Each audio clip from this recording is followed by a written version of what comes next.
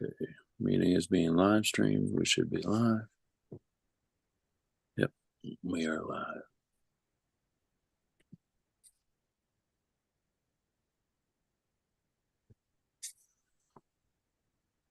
Mute.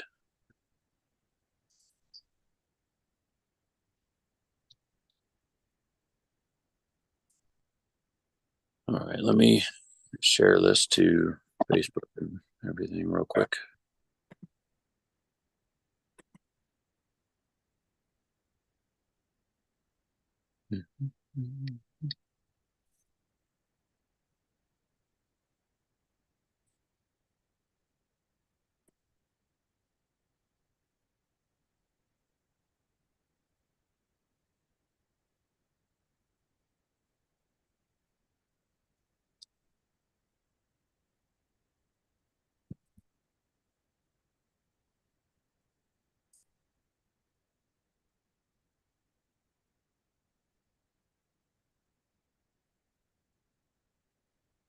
Be a whole lot easier if I had a mouse. Right. I have no idea what.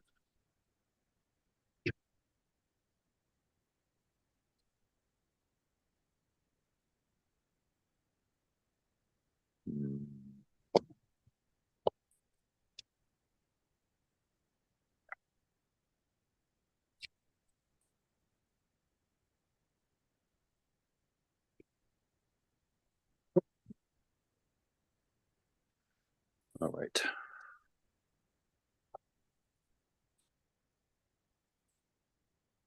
Well, we'll see if anybody else shows up. No big deal if not. All right.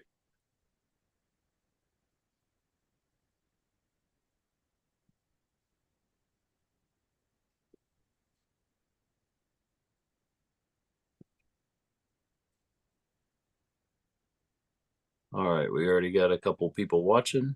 Nice. Awesome. Can you guys hear us and see us? Type it in the chat. All good to go. Yes, no. Sounds good. Sounds bad. I probably sound like crap sick for the last couple days.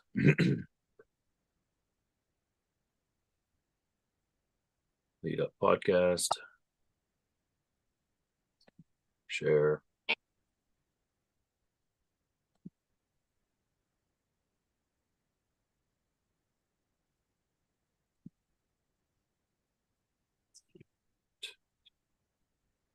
All right, cool. So we'll just go ahead and get started. Lawrence Bell, what up? How's it going? Oh, he was at Nationals too this weekend. Yeah, I saw him on the live stream. Straw Hat Luffy. He's doing good. Liam is doing good. I'm assuming it's one of Liam's friends. So anyway, how did you find the Nationals to be? It's fun. Well, I mean, it was just short of a record. I think they said the total count was 489 entries. Awesome. And now that counts both days. You know, your Open, your Masters, your Juniors. And then 2010, I want to say, had like 506 or 510. Billings, Montana, but I mean that year Wolves was in the U.S. and everybody wanted to compete to try to qualify for Worlds in the U.S. So that was the big buzz that year. But yeah, very impressive turnout. Did you see Denise already posted on social media that I did. Said that it's going to be in Ohio again the first weekend of April 2025. Now, she did not officially confirm whether it was going to be the same venue or whether it was going to be Dayton again. But they did announce Ohio. I saw that. I'm hoping I can make it this year. Just the horrible timing. It happens sometimes, there's nothing you can do. Yeah. Nothing you can do about it. I wish I could have made it. I wish to be honest with you, I want to say, shoot, maybe like 80% of Ohio pollers didn't even show up. Well, that um that was a little disappointing to say the least. But let's focus on some positives first. I mean, Cody Smith was awesome. Huge. Not just because um, you know, we trained together sometimes and I kind of got him into the sport. But you gotta remember something, okay? 3 years ago, that dude messaged me on Facebook and wanted to get into arm wrestling. Okay. He has like a boxing MMA background mainly. Yeah. I kid you not. Like, I went over to his, garage. He had one of those little wooden tables in there, the ridiculous kind of home built ones. And, he had no idea what he was doing, complete 100% novice. Yeah. Okay. Within a year, was pretty much out of novice and amateur. Within 2 years, you know, he was winning some matches at Strongest Badge, Michigan State's. Mm-hmm. Pretty dominant locally by year 2, already #1 left-handed in Ohio. And then year 3 wins a nationals. And, we're talking about getting a win over #7 in the country from Washington. Now, I don't personally know the guy, and he doesn't have any social media, but he has wins over Jordan Sill and Gage Jordan. And people know who they are. Okay. So, like, this guy was very legit. Okay. Mm-hmm. And Cody, there were 3 starts in that match, and he did something different on every one, made adjustments, and eventually finished in a press. Awesome. So, Paul Lynn also had a very similar 3-year kind of progression from novice to winning the Arnolds. And that was exactly 3 years. So, I told Cody today, like, you're on par with someone like that in terms of progression. Heck yeah. So I thought that was amazing. And he's going to be, according to him, looking to travel a little bit more this year. That he's got a little bit of a, better job situation going on right now. And, things are kind of more settled in with his family. He wants to travel to different parts of the country and pull some different people. Cool. He mentioned maybe Arizona State. I don't know if that's going to happen yet. We'll see. That's in June. Anatel, another national title. Oh, yeah. Beast. Evan better be training. That's all I got to say. Because, when that first match came out, I was like, Kevin's probably got this, but like, I think Anatel might be able to mix it up, maybe get a win. Now, I don't know. Now it's flip flop. I have it in the rankings now, so Kevin's kind of have to earn that back by winning this match. At dog fights are coming up, or whenever that is, May or June, I forget which one. I think it's May 4th. Dog fight 6. I was most impressed with his win over Brad Spine, left-handed, and I believe Michael Hitt, who were he beat Mike Hitt too. Very good 54s. Oh yeah, for sure. Yeah, that was huge. That's huge for sure. Kurt Hood placed in the Masters on Sunday. Yep.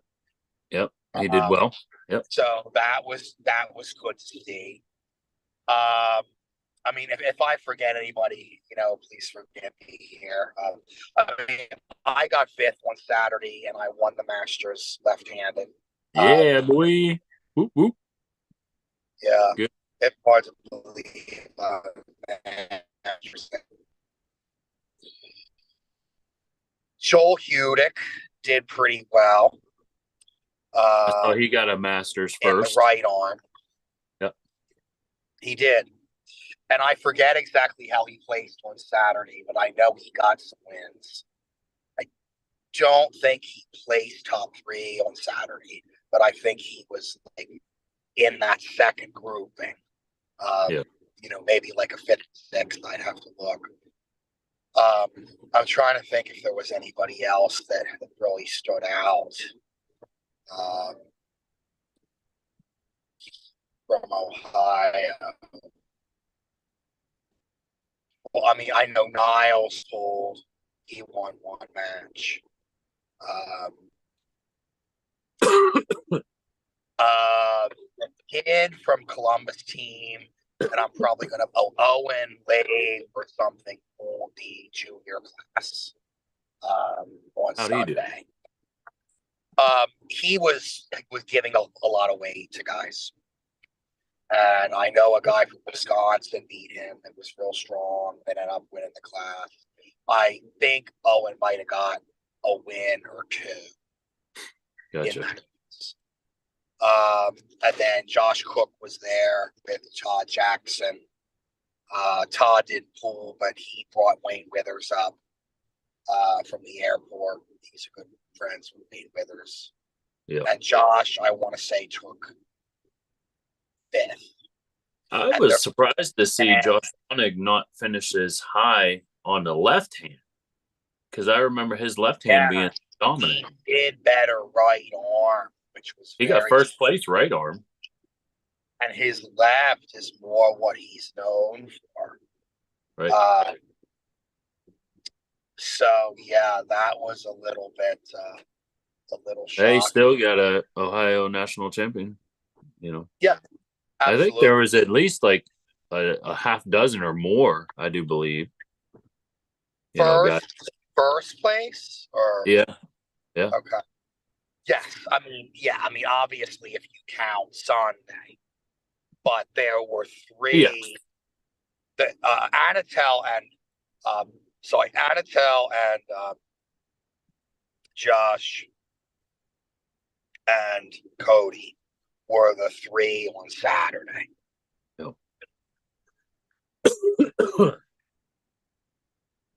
Yeah, I think now obviously we're gonna have more more first place finishers than obviously California. Well, it's funny because California won the team trophy. Really? Funny you mentioned that, because they actually won the team trophy. Nice. Wow. Yeah.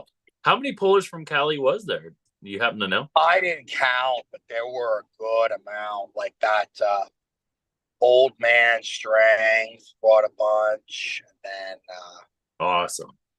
The 125 guy is from Cali. And that was something. They had 7 people, I think, in that 125 division, which is almost unheard of. Okay, Joel just commented on the chat. He said he got third in open class. It was third place. Okay, yeah. I couldn't remember if he placed right-handed or not on Saturday. Okay. They got a third. Joel, was that third left hand or right hand? I'm assuming it's right hand. But it was right. He didn't pull left. You didn't pull left? No. Okay. And I didn't pull right. Gotcha. So you think it was like, was there a good amount of people from all the other different states, like a good mix? Do you think there was, or do you think it was like, obviously there's going to be a lot of Ohio pullers in comparison to other states, but like, Like, how do you I think don't it think fared? Ohio dominated in terms of numbers. I don't. I mean, I think there was a good amount, but I think, like you said, there were a lot that didn't go. Yeah. Um, and I mean, and it's whatever. I mean, there can be a lot of reasons. I mean, maybe they had another event on the radar they were training for. Maybe, I know Randall said he was planning on going, but, just like you, maybe had some life things come up that he had to attend to. There Right. was some of that. But, unfortunately, I believe that, you know, some of the reason why maybe more Ohio poolers didn't go is because there are no amateur novice divisions this season. Mm-hmm. So if you're not age 40 or over, or age 21 or under, and can pool on Sunday in those specific age divisions, your only option Saturday is pro. Yeah. And it's a shame, but I think that maybe swayed some people away, because maybe they didn't think they could do as well as they would have liked or something like that. The way I Well, look at it is like, you got an event like that in your state, like 2 hours away or less, like yeah. at least go. I mean, Yeah. even if you don't want to compete, at least show up, you Yeah. know? Do you think there would be any time where Leonard and Denise would ever put an amateur division for the Well, national you know championship? what's funny about this? It's funny you asked this question because I don't know if you know the history of this particular nationals. No. Okay. But if we go back to like pre WAL era, so like basically from like 1987 or six, or that's when Denise and Leonard started. So like let's just say all throughout the 90s, all throughout the 2000s, up to about 2015 or 2016, there were three nationals in the United States. There was the USAF, which follows under the WAF umbrella. Okay. And it used to be that the only way to go to Worlds was to go, and there was only one Worlds back then, WAF. So you had to go to USAF Nationals and you had to place top two. Okay. Okay. There were two other nationals. There was this nationals, USAA Nationals, which was Denise's and Leonard's, and then there was Karen Bean's. There was the Triple A. And Okay. those nationals were also very good. You could not qualify for Worlds by attending, but there used to be some prize money at the USAA Nationals for a while. And if you were able to somehow win all three of those nationals in the same weight class, it was called winning the Triple Crown. And it Oh, was one nice. of arm wrestlers' greatest prizes at the time. And there was a cash, and I forget what it was, whether it was 1,000 or I think what happened is it started at 500, and if nobody won, it was kind of like how the Powerball like Yeah. rolls in the next year. So the progressive kept getting higher and higher until somebody won. Wow. Okay. But it was only won 2 or 3 times. I mean, this was very, very, very hard to do. Do you remember But if anyway, anybody what name? what, Do you I'm remember a sorry, name what? that did it? Do you remember who did it? Who sponsored the money? No, no, no. Who won the Triple Crown? I honestly, you're going Dude, back too far. I'm gonna have to message But if Denise they about that. would know, like Karen Bean or Denise or Leonard or Simon, like those people would know. Yeah, I'll I mean, have to message her I'm about not going to sit here and make a guess it. Yeah. because it's probably wrong. Okay, so anyway, AAA kind of fizzled out. Their last nationals was in South Carolina in 2017. They never had a nationals anymore. And after that, there was a lot of pressure, about, oh, why do we have 3 nationals in the United States and this and this and that, right? Right. And for a short period of time, they agreed that they were only going to have one. It was going to be USAF again. And I believe that was in 2018 and 2019. I want to say 2 years they did this. AAA was already done. Denise and Leonard didn't have their nationals, kind of out of respect for this unanimous decision. And then I'm not beating the dead horse and getting into this, but in 2019 is when that whole thing happened with Igor, the WAF, the WAF and the split with the PAL and the creation of IFA, all that, like all these posts you see online that are flying around the internet. Okay, so I'm not beating that dead horse, but essentially Denise and Leonard decided to bring back their USAA nationals once they went that road and had the different worlds. But to answer your original question, when Denise and Leonard had her nationals, USAA, pre-2018, there used to be an amateur class. Because I remember doing it in like 2009 or 10 in Reno, Nevada. I actually won the amateur class at the USAA Nationals in 242.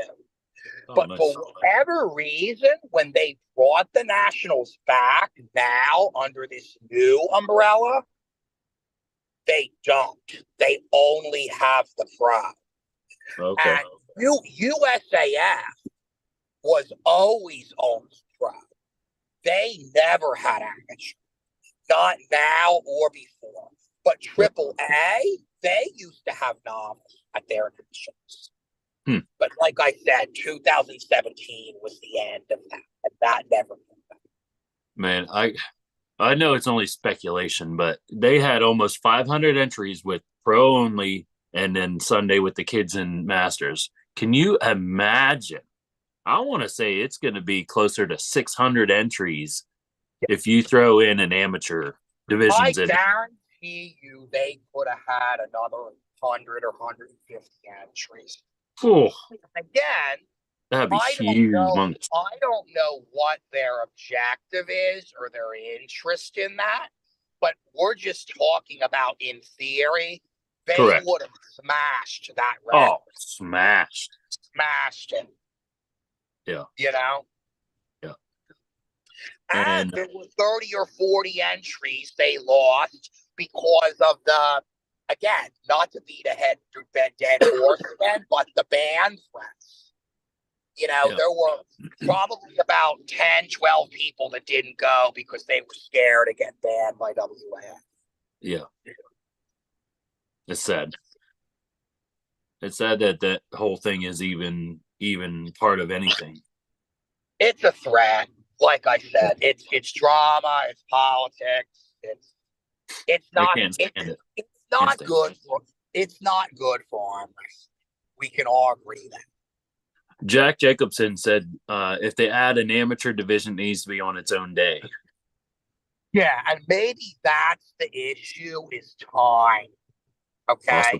Yeah. Because I'll tell you on Saturday with all those pro classes, 4 tables, they ran 6 hours straight with only about a 15-minute break for refs to go to the bathroom once. Yeah. That's a lot. Yeah. Maybe do Friday amateurs, Saturday pro, Sunday. And amateurs would mainly draw locals too. Mm-hmm. So, they possibly might be able to entertain something like that. Man, that would be humongous. Mm-hmm. But all right. So anyway, let's move on to the next. Let's shift off of that. Let's talk about the tournament this Saturday, the Kiwanis fundraiser to second fundraiser for the Kiwanis Club of East Liverpool. They've helped out the East Ohio Arm Wrestling Club tremendously. You know, they've sponsored a couple tables for us. They've helped out with paying for the insurance for all the events that we've had and everything. They're wonderful people and they help us out tremendously. So this event Saturday, what it is and what it was supposed to be, it is just a fundraiser for the Kiwanis Club so they can start putting some money into their building. So what they acquired an old church from another church, this bigger church, the Heights Church, where we're having the event Saturday. They had an old church, their old building, and the Kiwanis Club acquired that, and they are utilizing that building for their own stuff, fundraising events and stuff like that. So what we're doing with this tournament this Saturday is we're hoping to raise some money for them so that way they can pay some bills for maybe a few months, because what they got to do, they got to pay the electric, the heat, the gas, all that, everything. So we're hoping. Oh, got a call. Hang on there. Sorry. Yeah. Let me get back to this here. So hopefully, we can get them a few months of breathing room, you will say, because they need to build up some funds because they do the Pottery Festival every year in East Liverpool and the Christmas parade, and those are pricey events to put on in our area. So that's what we're hoping. We're hoping to have a nice little turnout for these guys and support them as they support us also. It's the least that we can do for them. Tim, like we talked before, we appreciate you coming down and donating your time and for running the brackets and stuff. We very much appreciate that. Let's see here. This Saturday, April 13th is when the tournament is. It's $20 an arm. We're going to start the super matches at 1 p.m. We're going to have Friday night weigh-ins 5 p.m. to 9 p.m. at the venue. The venue is 528 Grandview Avenue in East Liverpool, Ohio 43920. And that is the Heights Church. That's the church where we're going to be at. We can anybody can weigh in at that point out at the venue from 5 to 9 p.m. Friday, and anytime from 9 a.m. to noon on Saturday. And then also Friday and Saturday, if you give me a call. What I also do is we're doing the FaceTime weigh-ins. So I have to see the exact number on the scale, whether or not you're holding your phone or not.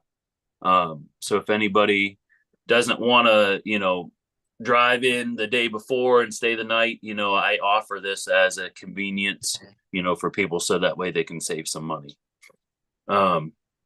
So just as a example, if you are pulling the 154 pound amateur class, you have to have on the scale via FaceTime or Facebook Messenger call. However, it has to be a live video. You have to be at least 154.9 pounds on the scale. That's what I have. 0.9 is like the 0.9 is given as like yeah. It just makes it easier on myself. Yeah. Right. Makes it easier on myself. So you're still 154 pounds. We'll give you the 0.9, for whatever reason. And so we got that. Standard classes, we got 54, 76, 98, 20, 42, and 43 plus. Okay. And then we have that for open division and amateur division. The novice division is different. Let me bring that up here real quick. I want to say that was 50. No, that was 170, 0 to 175, right? Let's see here. Yeah. 0 to 175, 176 to 220, and then 221 to 220. Oh, sorry. 21 plus. Yeah. 221 plus. Yeah. So And then what is the definition of novice for this event? we're gonna say, less than a year, first or second tournament, I would say is probably okay. You know, Okay. Okay. if somebody has like 3 or 4 tournaments under their belt, I'm gonna say that's probably not Then a they're going novice. to have to go to amateur. Okay. Yeah, yeah. I think most of the people that we are going to be seeing are people that we know. I'm not expecting a whole lot of people that we haven't seen before. So I'll be surprised if we have any issues as far as people being in classes that they don't necessarily need to be.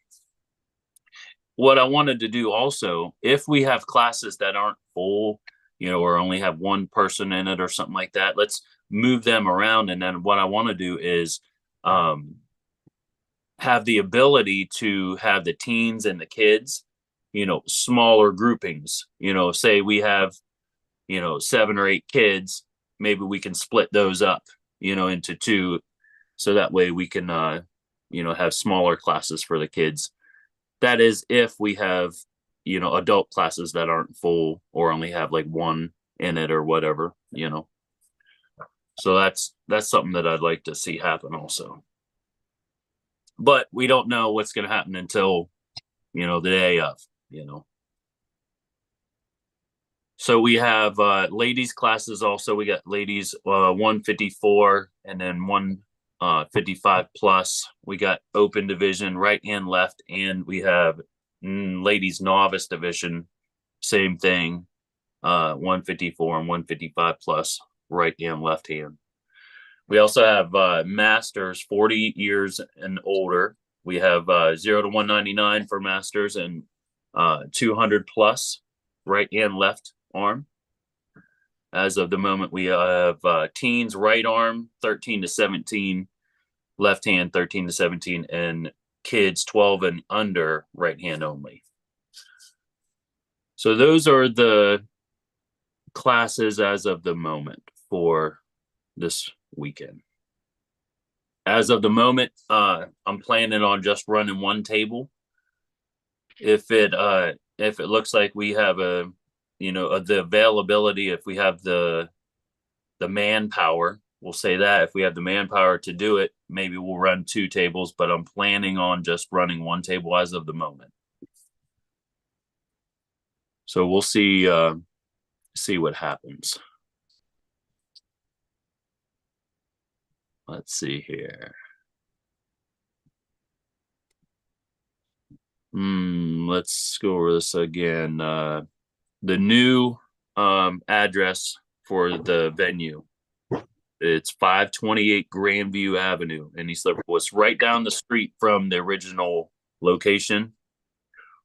It's like 200 yards, right down this little alley. So it's right by the original location, but yeah, we had some water issues at the Yeah, I figured it was probably like some just like building thing or something. Yeah, though.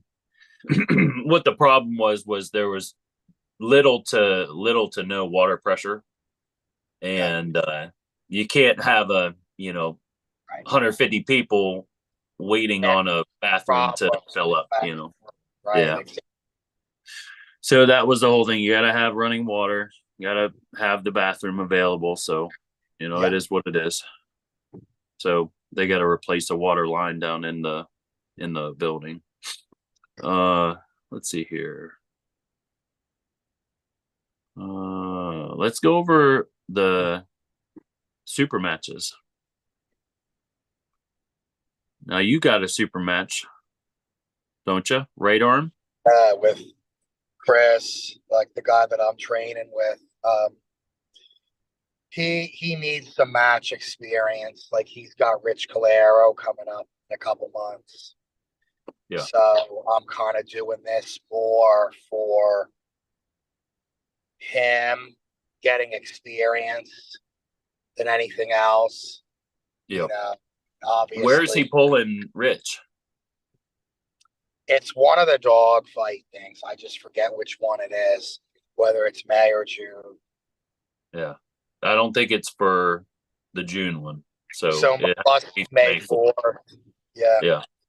May 4th. Okay. The thing is with, man, it could go either way though, because the reffing at one of these tournaments is going to be totally different than dogfights reffing. Right. You know, dogfights we don't necessarily have strict reffing for dogfights. So Correct. that's one thing that could or could not, affect somebody, getting that experience now with the strict reffing and expecting that, and then not necessarily having that same outcome at the dogfights.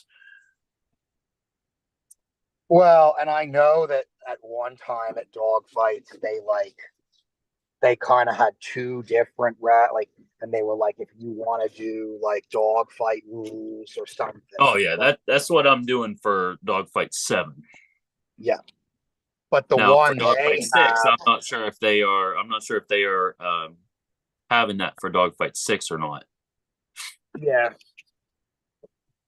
So we'll see. We'll see what happens. I'm hoping to make it up there for it. We'll see what the schedule looks like. But I'm hoping this is going to be a nice, fun weekend.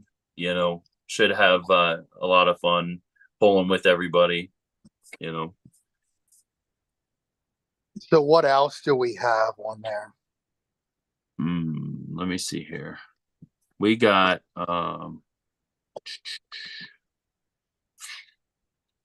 Martin Mullet versus Anthony Pergantis, left-handed. Well, I mean, I train with Martin now, so like obviously I'm a little bit biased, but Martin's a whole different puller than what he was 2 months ago. Let's put it that way. Yeah. Yep. IQ, speed, attention to position. Like you look at some of the matches he's had, compared to the way he's been pulling in practice. And I'm sure, you've seen some of this too, because he's been to a couple of your practices. Yeah. He's gotten way better. Like you said, just in 2 months, it's almost night and day, and key example is his and Parker's match down at the cigar shop a few weeks back. Yeah, that was an awesome match for both of the guys.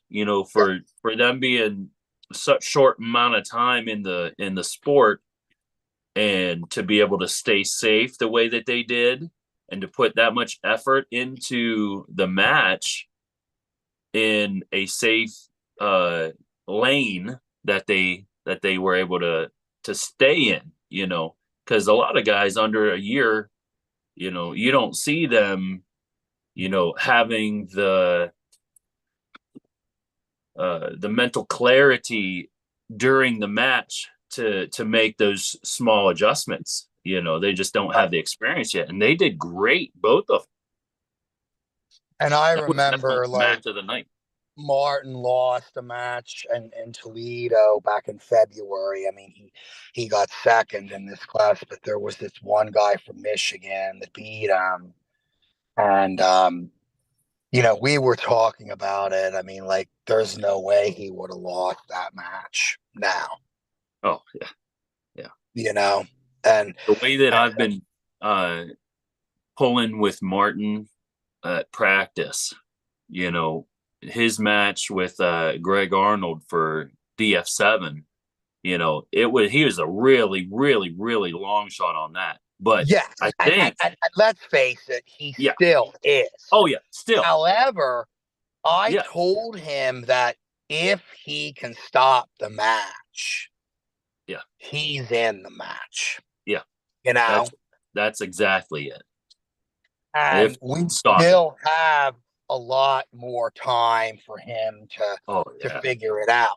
But, I mean, practice is practice, but, about a week before nationals, I mean, me and Martin had a little, like, I mean, whatever you want to call it, like a quasi practice match or whatever. And I mean, Justice was there refing, and I mean, he's a pretty good ref. yeah. And, you know, the first round, I was still like pretty dominant, but like he held in there a long time. Now, this is right.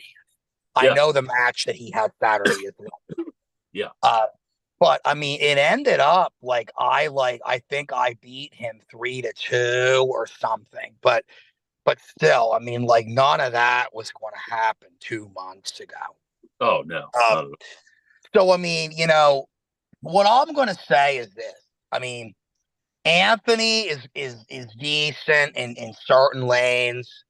His hand's pretty good. He's got a pretty nice hit, but endurance is a factor for him. His arm strength is a factor for him. So, short of flashes, um, you know, I think he's going to gas. And I mean, I know Anthony's been putting in time and work and like feel strong, but the reality is he's only training with his brother. And his brother is like very new and like 30 to 40, like 30 pounds less than him. yeah. So, because of that factor, I think Martin is going to be very dominant. I mean, Yeah. we'll see, Well, you will but see. my I think it's hope another is, thing if Martin can stop it, because Anthony's quick. He's yeah. got some quickness to him, and if you let him get into his spot, you're not coming out of it. Well, Parker was a little worried about that. Like, we were talking about a month and a half ago about that, and he was like, Anthony, could be problematic for him. And now I think he's kind of like jumped ship to like where he thinks Martin is just going to be too much. But if Possibility. Anthony does lose the match, my hope is that he doesn't get discouraged and instead he watches this Oh, and he dude, sees, Anthony, you he's a know little what? bulldog, dude. I Like, like Anthony. He's all a I gotta do yeah, is I gotta make the commitment to drive an hour and a half to practice somewhere every week yeah, because yeah. that's I'd what love he's to not see. doing. Yeah, That I'm gonna be very adamant. He's gotta do it if he wants to get to the next level yeah, because he doesn't have the talent where he lives. Period. right. I know he went to Jeff's. I think maybe a couple times, as far as I'm aware. I don't know Yes, what he's done. I but haven't been in contact they with him. haven't been as consistent lately. And again, Jeff's a 154. Right. He's also very new. Joe is more his weight, but like Joe doesn't really compete very much. Like, you know, obviously your team and my group, which is kind of like an offspring of your group. I mean, there's so much more experience and talent there Oh yeah. what they Yeah. have there, you know? I'd love to see Anthony and his brother come up to a practice. Yes. Well, Obviously, he did. He came to one of ours with me and Hunter and Parker, and like Martin and them weren't there yet. They hadn't started training with us yet at the time. okay. But it was decent. but like it was very evident that like Anthony wasn't really used to like having that many strong people around him in practice. And like he came once, like he didn't like want to come back like all the time. You know what I mean? Yep. So, and then the other option he has, if he drive the other direction, is to go to Zach Lee's, which I know Jeff has done a few times, and that's probably about maybe an hour or 20 minutes for him in the opposite direction. Heading southeast instead of northwest. Yeah. But I yeah, want to say,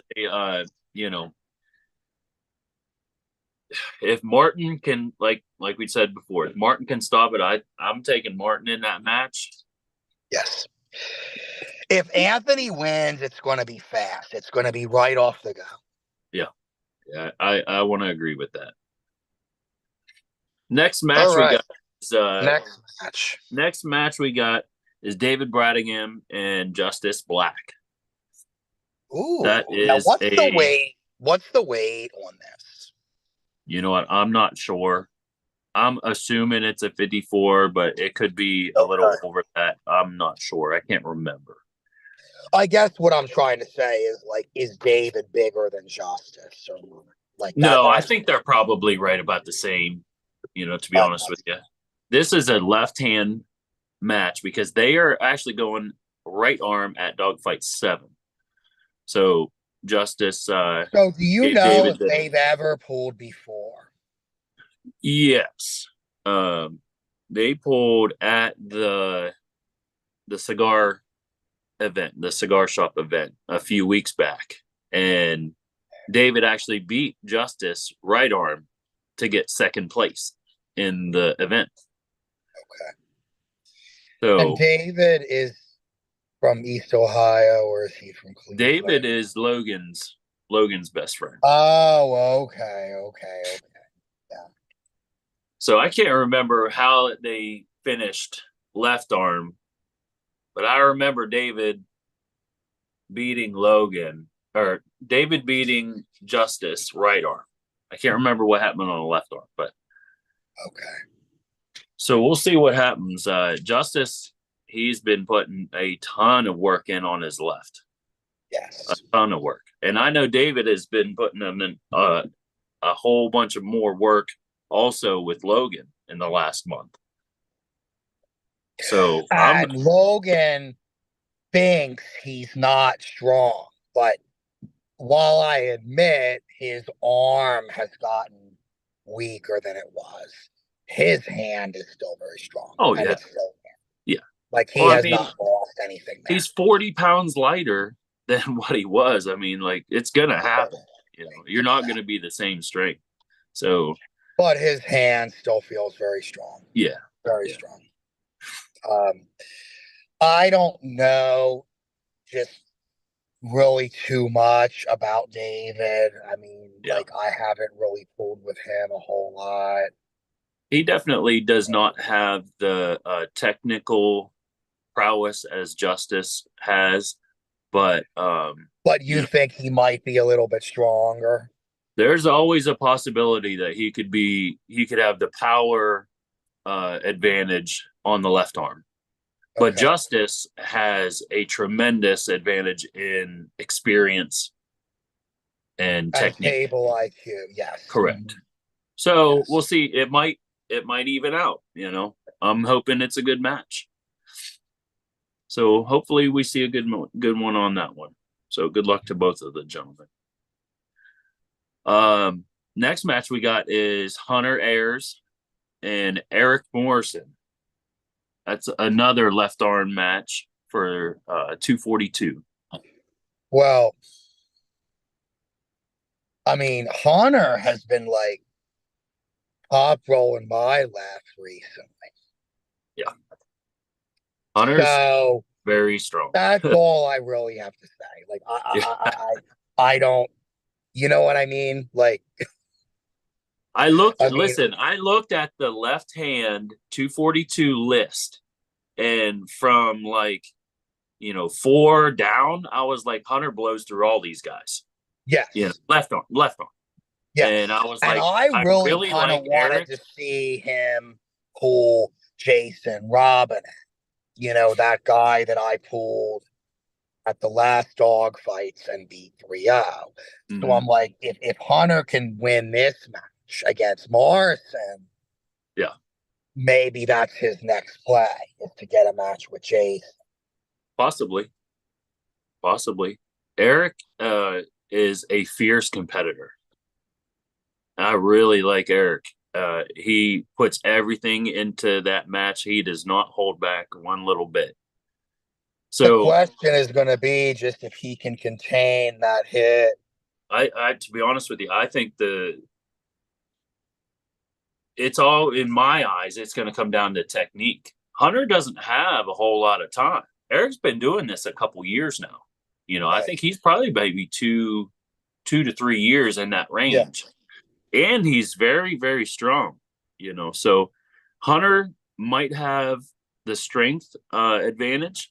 I know Eric has the experience advantage, and experience wins out all day in my eyes. But Hunter's been coming to our practice,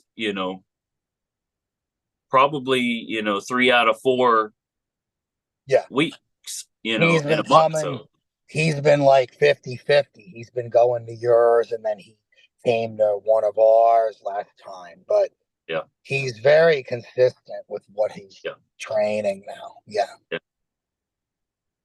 I would not want to get on the bad end of Hunter's press.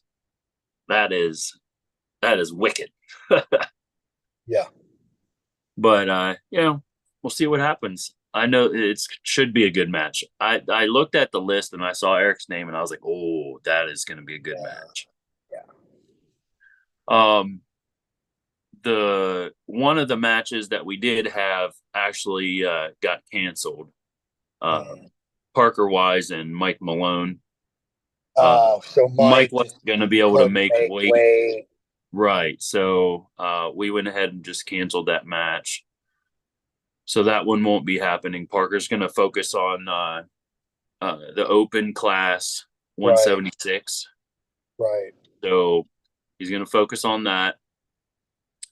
The next match we have, and I do believe it's the only other one that we have as far as super matches, it's Drew Hollinger and Justice Black, right arm. And this is right-handed. Right hand, yes. I mean, Drew's obviously the favorite on paper, but yes, Justice is making strides, and this is a kind of a good test for him. Yeah, this is a big ask for Justice to win a best out of 5 with Drew. Yeah. You know, if it was a tournament match, he probably would have a little bit better chance. Yeah. Right.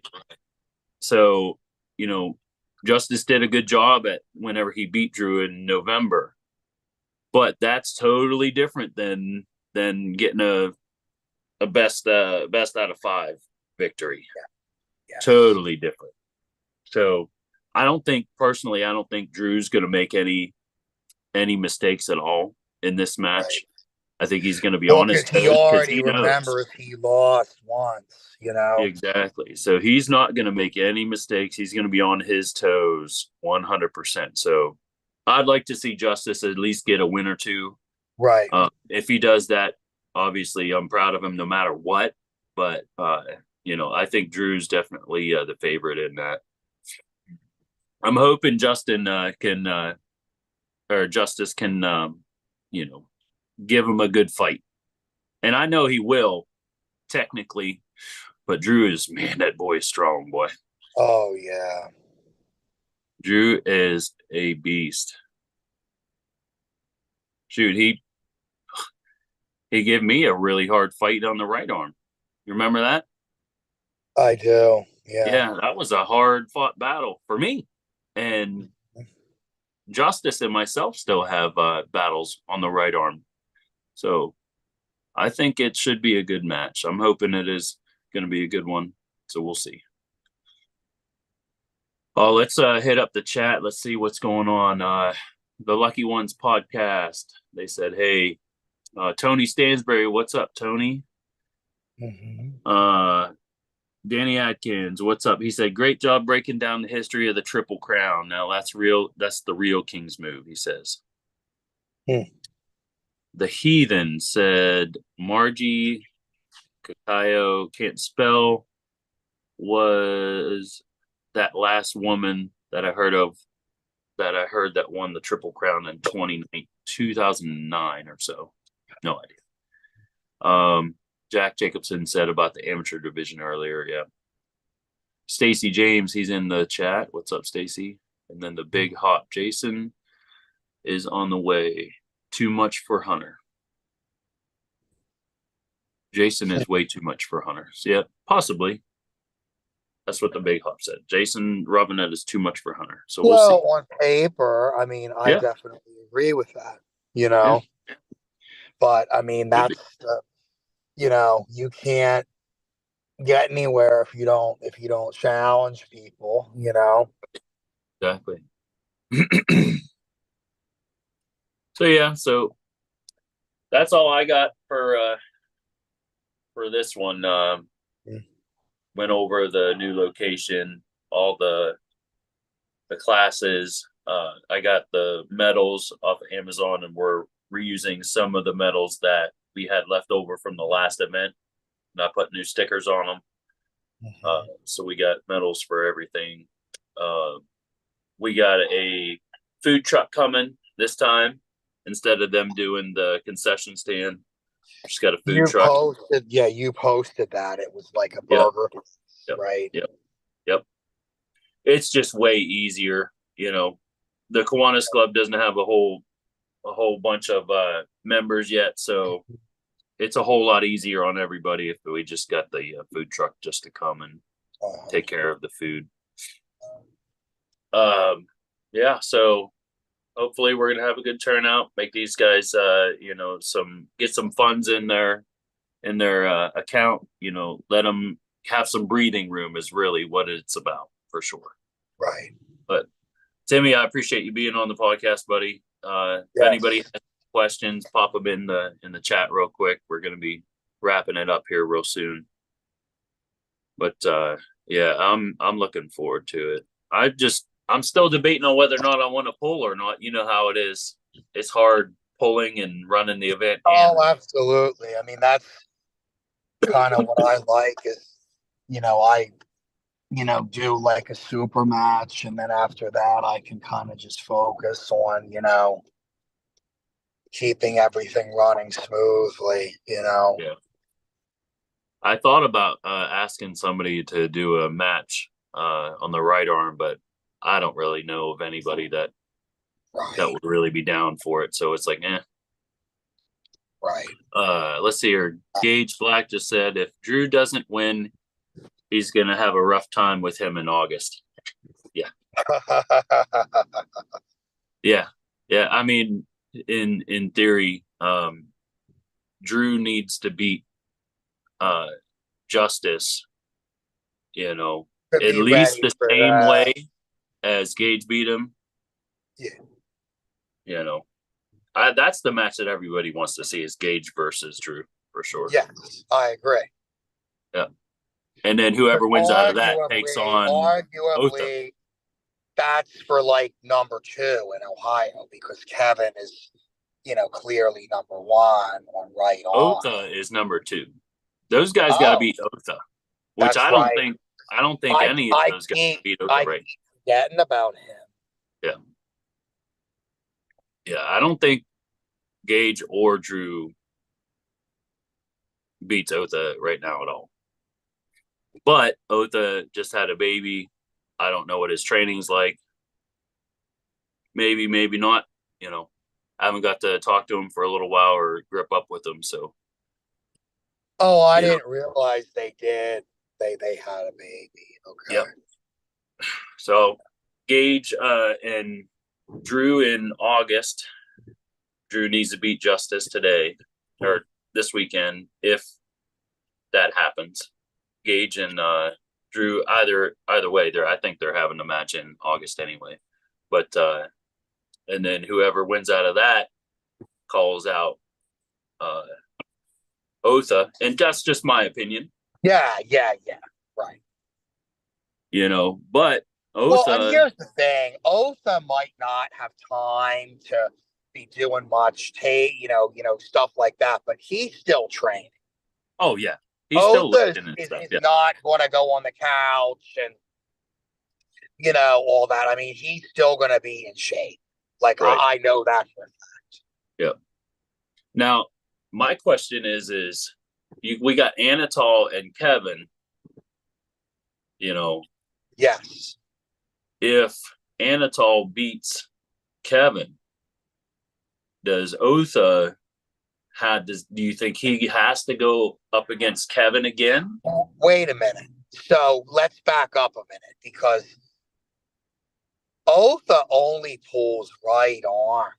Correct. Oh yeah, never mind. And Anatol and Kevin are left. Yeah, Anatol is nowhere near. I mean, Anatol I got like totally me. mixed up. Our lefts are good, our rights are very hard. Yeah, exactly. So yeah, that's totally not relevant. Yeah. Yeah.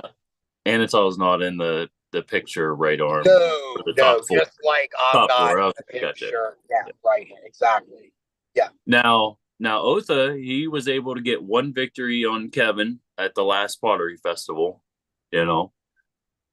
Kevin made a really good. But Kevin also kind of let him hang around for, like, you know what I mean? Like Kevin kind of like got a little bit too, like, a little bit too loose in the setup, and kind of let Otha have too much, because he was already up 2-0. Yeah. So, I mean, it's still impressive, but, Kevin could have finished that 3-0 if he wanted to, is I guess what I'm trying to say nicely. Yeah, possibly. Yeah. Yeah, but anyway, I'd like to see, if, like, we'll say it again, if Drew beats Justice this weekend, then we got Gage and Drew in August, and then whoever wins out of that, I think they gotta call out Otha and beat Otha to get a shot for Kevin. Yes, but I also think it would, you kind of have to give Otha a chance to be like, okay, I'm ready again to pool now. Right. Yeah. Then, like, kind of have him, admit that, and then give him 2 months to train and prepare. Yeah. The November event would be perfect for that. November 2nd. That'd be perfect for that.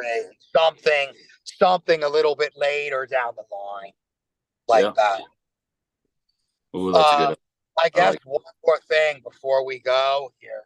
What about Devin and Levon? We're only like 10 days away. What's your prediction on that? I don't know. You know how Devin likes to play mind games. Well, if he can stop it without getting hurt again, I think if Devin stops the match in round 2 or 3, if he does not get hurt, he will win. Okay. But if he doesn't stop it, obviously he's just going to lose. So we'll see what happens. But you do not see Levon winning a war or winning any kind of match that isn't just easy.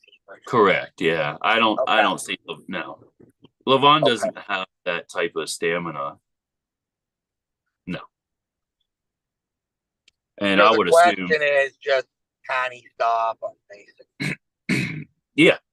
That's what it's been the entire time with Levon versus everybody. Because Army stopped him that couple times, and then we saw what happened. Yep. Yep. And Devin is not Hermes. No. We know that. So, yeah. That's what it is. Let's see what Gage Yeah. said. He said Otho will never take a match. He doesn't answer messages from anyone. We have tried. We'll see what happens. We'll see what happens. You guys gotta get through justice this weekend if it happens, and then we'll see what happens. Yeah.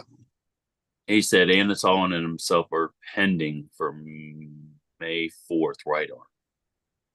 Say that again. Gage and Anatol right arm, DF6 May 4th. I guess it's pending. I still think Gage wins that though. Yeah, I mean, Gage's hand. I mean, like again, practice is practice, but I mean, Gage's hand felt ridiculous to me. To be honest with you, Anatol's got that sticky spot, so we'll see what happens. Anatol got a really nice sticky spot on his right, you know. Yeah. And you know that the man knows his technique. He's a technical master, so yeah, I think it's going to be a decent match. I think personally, but all right, Timmy, I appreciate you. Thanks everybody absolutely. For being on in the chat. I'll see you on Saturday, my friend. Yes, you have a good night. See you guys. Have a good one.